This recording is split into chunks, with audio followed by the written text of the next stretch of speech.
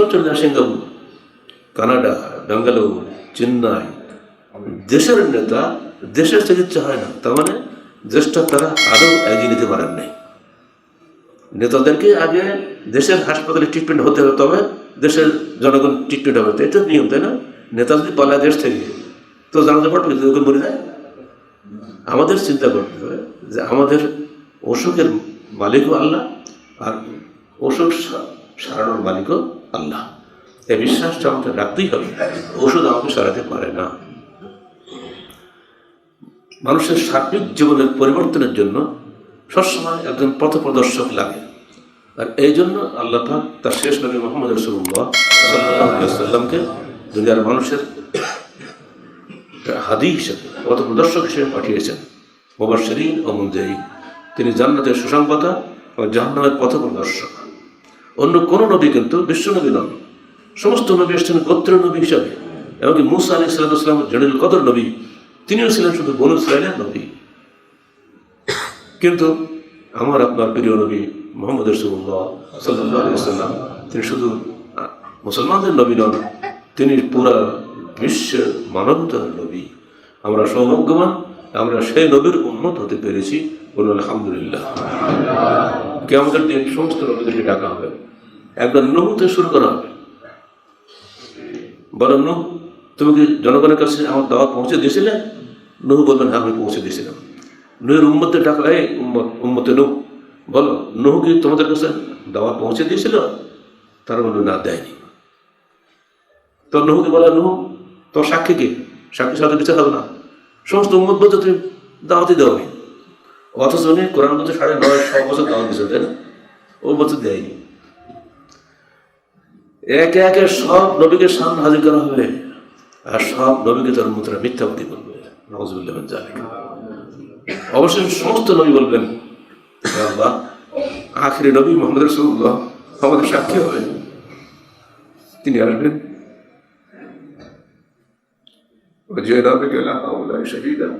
সমস্ত নবীদের উপরে, সমস্ত নবীর উম্মতের উপরে মুহাম্মদ রাসূলুল্লাহ সাল্লাল্লাহু আলাইহি ওয়াসাল্লামকে সাক্ষ্য হিসেবে আল্লাহ দাঁড় করাবেন।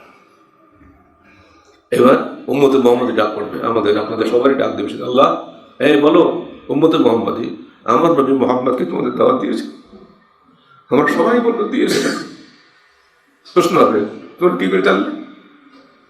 উনি তো মরে গেছে 1000 বছর আগে। এই মুহাম্মদের ভাইরা, তুমি কেমন করে জানলে যে আমার নবী আমাদের দাওয়াত দিয়েছিল?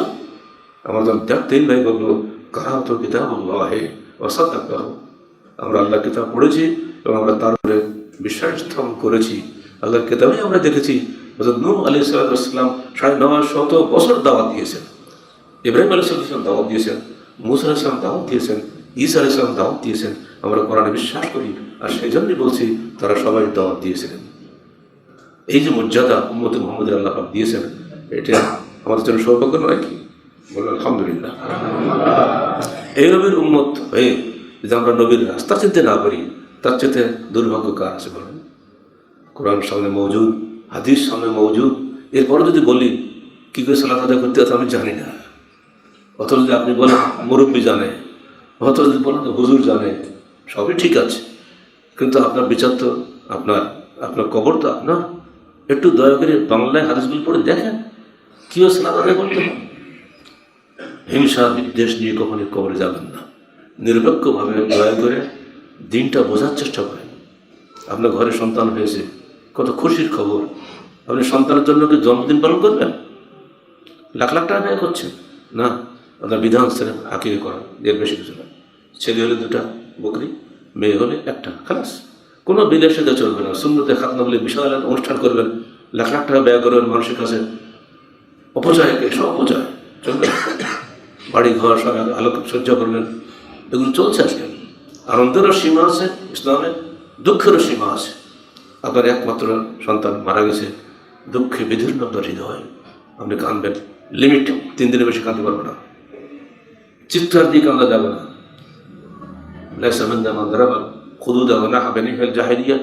আমাদের মধ্যে ওই ব্যক্তি মুসলিমদের অন্তর্ভুক্তই নয় যে দুঃখে শোকে মুখ চাপায়, জামা ছেড়ে এবং জাহেলের যুগের মতো শোকে হাউমাউ কান্দে, সেই মুসলমানদের অন্তর্ভুক্ত নয়। তো দেখলে তো, জন্মের খুশিতেও আপনাকে লিমিটেশন দেওয়া হয়েছে আকিকা, মৃত্যুর দুঃখ আপনাকে লিমিট দেওয়া হচ্ছে 3 দিনের মধ্যে, তো কান্না বন্ধ করো, আর চিৎকার দিয়ে কান্না যাবে না। কত চমৎকার বিধান ইসলামের প্রতিটি বিষয়ে লিমিট করা আছে। আনন্দে বিষাদে খুশি হয়েছেন আপনি, কোনো বিষয় দেখলেন আশ্চর্য হলেন, সুবহানাল্লাহ, আল্লাহর প্রশংসা। আপনার সুখবর একটা আসে গেল, আলহামদুলিল্লাহ। আপনার একটা দুঃখের খবর আসলো, ইন্না লিল্লাহ। ভাত খেতে শুরু করছেন, বিসমিল্লাহ। শেষ হলো, আলহামদুলিল্লাহ। ভুল হয়ে গেছে, বিসমিল্লাহ আউয়ালহু আখিরহু। তো দেখছেন, সারাদিন ছিলেন ভালো, ঘুমাতে যাচ্ছেন, দোয়া পড়ছেন, বিসমিল্লাহ আল্লাহুম্মা আমুতু ওয়া আহইয়া, আল্লাহ তোমার নামে আমি মরি ও বাঁচি। ঘুম থেকে উঠছেন, আলহামদুলিল্লাহি আহইয়ানা বা'দামা আমাতানা ওয়া ইলাইহিন নুশুর। যাবতীয় প্রশংসা সেই আল্লাহর জন্য, যিনি আমাকে জীবিত করেছেন আমাকে মৃত্যুদানের পরে, এবং তার কাছে আমাকে পুনরুত্থিত হতে হবে। ঘুমের সময় মানুষ মরে যায় না, নিঃশ্বাসটুক খালি বাকি থাকে, সে কিছুই জানতে পারে না। অথচ এই অসার দেহটাকে যিনি আবার প্রাণ সঞ্চার করলেন, আপনি তার জন্য শুকরিয়া আদায় করবেন না? তো ঘুম থেকে উঠে কি আপনি আগে সিগারেট খাবেন, আগে বেডটি খাবেন না, উঠে আগে দোয়া পড়বেন, এরপরে উজু করেন, আল্লাহ শুকরিয়া আদায় করে ফজর সালাত আদায় করেন। এই যে সুন্দর নিয়ম ইসলামের রয়েছে, এটাই হলো ইসলামের বিধান। এই বিধান আপনাকে আমাকে মেনে চলতে হবে। দাঁড়িয়েছেন সালাতে, কীভাবে দাঁড়াবেন আপনি জানেন না। নয়তো সালিল্লাহ তাআলা আল বারাকাতুহু সালাতে কামাদের শরীফ আল্লাহু আকবার, কে সেগুলো আপনাকে দোয়া যে আল্লাহ রাসূল শিখেছেন আপনাকে, আপনার নামাজ পড়তে হবে। কোন হাদিসে পাবেন? কোথাও পাবেন না। কিন্তু আপনি পড়ছেন কেন? দোহাই দিচ্ছেন, বাগদাদ থেকে ভুল করে গেছে, অমুক হুজুর কি ভুল লিখছে, ওনার কি কিছুই বুঝেন না, সবকে আপনি বুঝেন। কত রকম যে কথা আছে, এগুলো কিন্তু আমাদেরকে শোনার পাচ্ছে না। আমাদের রসুল মুহাম্মদ রাসূলুল্লাহ সাল্লাল্লাহু আলাইহি ওয়াসাল্লাম তার গোষ্ঠীর লোকেরা শোনাইছিল, তিনি কিন্তু দমে যান নাই। তিনি অভিযোগ, তিনি জানেন যে আল্লাহ বাণী সত্য, সত্য প্রচারের দায়িত্ব আমার।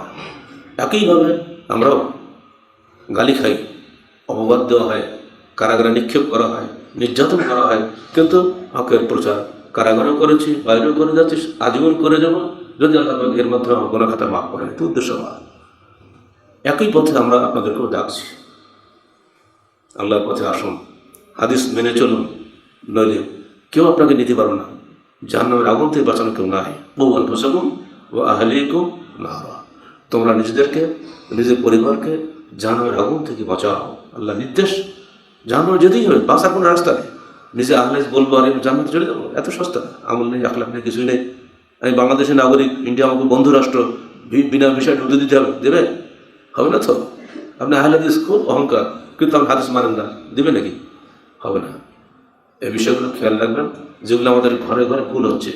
সুদ খাচ্ছে সবাই, সুদের দেশটা ভরে আছে না, সুদ ছাড়া টাকা নেই, ঋণ নেই, গ্রামে গ্রামে দাদন ব্যবসা চলছে।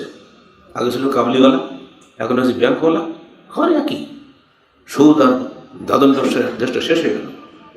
সাবধান, এগুলোতে যাবেন না। বন্ধকি ব্যবসা, জমি বন্ধক দিলেন, আবার তার কাছ থেকে টাকা নিলেন, 5,000 টাকা 10,000 টাকা বন্ধক দিয়েছেন, জমি দিলেন তাকে। সে যদি জমি ফেরত দিতে 10 বছর দেরি করে, সে 10 বছর জমি করে সে নিজে খাবে, আবার আপনাকে 10 বছর টাকাও ফেরত দিবে। মাঝখানে 10 বছর আপনি জমি করলেন, এখানে ফসল লাভ করলেন, এগুলোটা কি? এগুলি 10,000 টাকার উপরে পাওয়া হয়ে গেল না? ব্যাংকের সুদের চাইতে আর ডবল সুদের এগুলো। এই সমস্ত বিষয়গুলো গ্রাম অঞ্চলে খুব আছে। গ্রামে এসেছি বলি বলছে কথাগুলো আছে। আরে বিয়ে করবেন, কি বিয়ে করবেন? টাকাওয়ালা মেয়ে দেখছেন, ডিগ্রিওয়ালা মেয়ে খুঁজে বেড়াচ্ছেন না। আপনাকে বলা হয়েছে পুরস্কার পাবেন, 3টা জিনিস দেখবেন, 4টে জিনিস দেখবেন। হাসাব নাসব যেমন দিন, বংশমর্যাদা, আর হাসাব সামাজিক মর্যাদা, সৌন্দর্য এবং দিন। হাসপাত যাতে দিন তার কথা এদাক, এই 4টের মধ্যে তুমি গুরুত্ব দাও। দিনকে, যে মেয়ের দিনদারি আছে, যে ছেলের দিনদারি আছে, তুমি তাকে গুরুত্ব দাও। না দিলে তোমার 2 হাত ধুলে ধূসর ধ্বংস হয়ে যাবে। তুমি দেখছো ছেলে কতটা লেখা শিখলো, কিসে চাকরি করে না, ছেলে রুজির মালিক আপনি নন। আপনি দেখবেন দিনদারি আছে কিনা। প্রত্যেক মানুষের রুজি বাঁধা আছে। আজাল, আমল, সাইড, শপিং আর রিজিক। আপনার আয়ুষ্কাল কদিন, ওষুধ যখন কিনি গায়ে লেখা থাকে না, ডেট অফ এক্সপায়ারি, অমুক তারিখে ওষুধ নেওয়ার শেষ থাকে না। আমরা যখন মার গর্বে এসেছি 120 দিনের মাথায় যখন আল্লাহ পাক ফেরেশতা পাঠিয়ে আমাদের কবরে 4টা জিনিস লিখে দিয়েছেন, এক নম্বর হল যে কতদিন সে দুনিয়া বাঁচবে, অর্থাৎ তার আয়ুষ্কাল কত, ডেট অফ এক্সপায়ারি কবে, কবে মরবে। এই শরীফুল ভাই আগে আসতাম, এখানে উঠতাম না আমাদের সবাইকে চিন্তা নেই তখন, ওঠা বসা খাওয়া সব শরীফুল বাড়িতে। আর আজকে তার বাড়িটা ফাঁকা। আমি দোয়া করি তার জন্য, তার ছেলেদের জন্য, তার পরিবারের জন্য, আল্লাহুম ওয়ারহামহুম ওয়াআফিহিম ওয়াফু আনহুম, আল্লাহ তুমি তাদেরকে ক্ষমা করো এবং তাদেরকে উত্তম পর্দা দান করো, তাদের পরিবার সাথে উত্তম পরিবার তুমি তাদের জান্নাতে দান করো। আপনাদের সামনে অত বাড়ি পড়ে আছে না, মানুষ নাই।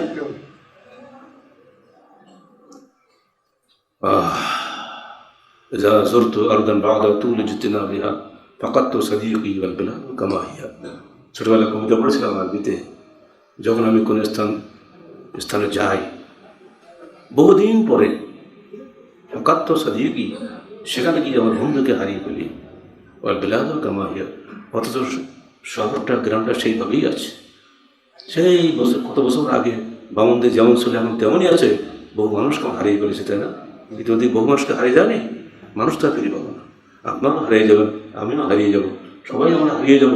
কিন্তু আমার কবরের জন্য আমার সাথে কিছু আমল যায়, 3টা জিনিস যাবে আমার সঙ্গে। আমার পরিবার যাবে দাফন করার জন্য, আর আমার মাও যাবে, কাউকে কিন্তু টাকা লাগবে না, আর আমার আমলটা যাবে। পরিবার ফিরে যাওয়ার বাড়িতে, মা ফেরত যাওয়ার বাড়িতে, আমলটা আমার সঙ্গে থেকে যাবে।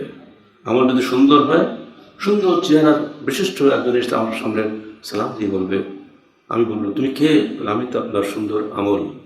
আর যদি আমার আমল নষ্ট হয়ে যায়, কিমা খাওয়ার একদম সামনে এসে হাজির হবে, কে?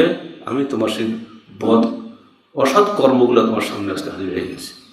তারপর হবে তা তো বুঝতেই পারছেন, মনকার নাকি তাকে একটা প্রশ্ন করবে, একটা প্রশ্নের উত্তর আমি দিতে পারবো না, শেষকালে শুরু হবে মার। এত জোরে গদার বাড়ি হবে, চিৎকার ধ্বনি শুনতে পাবে ইল্লা সাকালাইন, মানুষ এবং জিন ছাড়া সবাই কবরে আমাদের সেই মারির চিৎকার শুনতে পাবে। আমরা চাই না সারা জীবন বালাখানায় থেকে আরামের সঙ্গে ঘুমিয়ে এসি রুমে বাস করে কবরে যে আমি গদার বাড়ি খাই, আঘাত সহ্য করি, এটা আমরা কেউই চাই না। জুনায়েদ বাগদাদি রাস্তা দিয়ে যাচ্ছেন, ফকির মানুষ। আগে আমরা যখন ছোটো ছিলাম, মাদ্রাসা যারা পড়তাম আমাদের বলতো ফকির বিদ্যা পড়ছে না, আর ডাইরেক্ট ফকির বলে ট্রিট করে আমাকেও করতো। যখন মিশকাসের কাঁধে করে বোকাশের কাঁধে করে নিয়ে হেঁটে যেতাম, তখন বোকাশে পড়ার বয়স হয়নি, মিশকাসের পড়তাম আর অন্য অন্য বই টই। তো মেয়েরা বোঝা ফকির যাচ্ছে, এটা কী জানি পড়ে সব, সেই ফকির কিন্তু বসে আছে আপনার সামনে। সেই ফকির বিদ্যা শিখে জীবনে কি লাভ হয়েছে না জানি না, এটুকু তো বুঝতে শিখি যে হালাল হারাম কাকে বলে।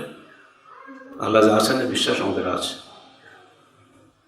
সেই ফকির বিদ্যা